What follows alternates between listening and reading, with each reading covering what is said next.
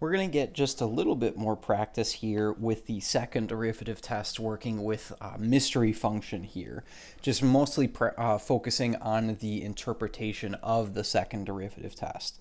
So let's assume that f of x is a continuous function on negative infinity to positive infinity.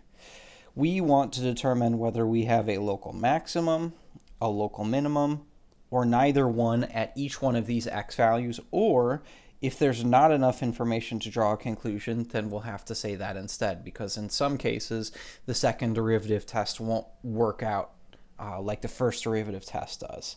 So in our first example, we have x equals 3, and what we know about our function is that f prime of 3 is equal to 0, and f double prime of 3 is equal to negative 6. So first of all, x equals 3, that's just telling us where we're talking about this function at. So I don't really need to do anything there. The second piece of information says f prime of 3 is equal to 0. That means that we have a horizontal tangent line, which is good. We've got a critical point there.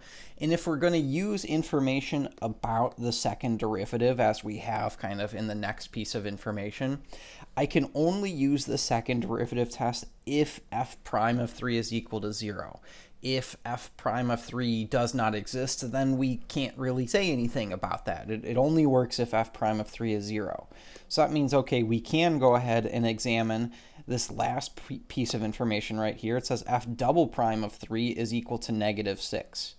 Now, if I think about what this means, f double prime of 3 is equal to negative 6, well, we're talking about the second derivative, f double prime of 3.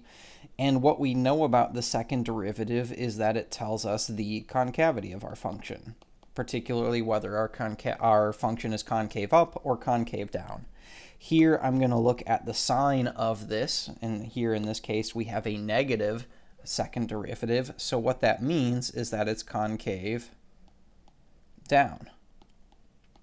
So what I like to do is I like to draw something which is concave down. I like to draw in that concave down like a frown shape. So I have that upside down parabola. Now, I know from what we said earlier that we have a horizontal tangent line at x equals 3, which means there's only one point here that I could be talking about. It's this point right here. So I want to know, well, what's special about that point? In this case, it's special because we have a local maximum at x equals 3. So we need to look at both the first derivative to make sure that that first derivative is equal to 0 at this x value, and then the sign of the second derivative in order to draw any conclusions about whether we have a local maximum or a local minimum. We're going to look at just a couple more here. So next I have x equals 7, and we know that f prime of 7 is equal to 0. So before I do anything else with the second derivative, I just want to verify to myself that yes, this is a horizontal tangent line, and we can investigate the sign of the second derivative. Now in this case, when I go to look at the second derivative, it says f double prime of 7 is equal to 0. Keeping in mind we're talking about in particular the second derivative here. This tells us about the concavity of our function. And in this case, we're kind of in a bad spot here.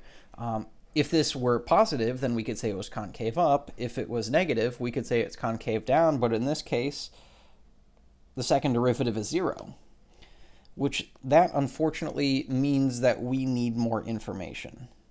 In this case, the second derivative test is inconclusive. We would need to fall back on something like using the first derivative test. That would maybe give us the information that we need. But if all we have is this information about the first derivative, we know that f prime of 7 is equal to 0, and f double prime of 7 is also equal to 0, then we can't really say anything here. We cannot draw any conclusions. We would have to have more information for this particular problem. Lastly, we'll look at x equals negative 1. Here I know that, oops, I've got a typo here. This should be f prime of negative 1 is equal to 3, and then f double prime of negative 1 is equal to 4. So again, I'm going to look at the first derivative first here, and in this case we have something different. In the previous two examples, we had the first derivative was always equal to 0, and that's what told us that we had a horizontal tangent line. That meant that we could use the second derivative test. Here in this case, we've got actually a pretty big problem here. It says f prime of -1 is equal to 3. What this means for me is that x equals -1 is not a critical point. So it doesn't make sense for us to look at the sign of the second derivative in this case. And in this case, I can actually even say a little bit more. It's not a critical point, and what's special about critical points, why we care so much about those critical points, is that local extrema can only occur at critical points. So that means if this is not a critical point, then x equals -1 is not the location of a local max or min value.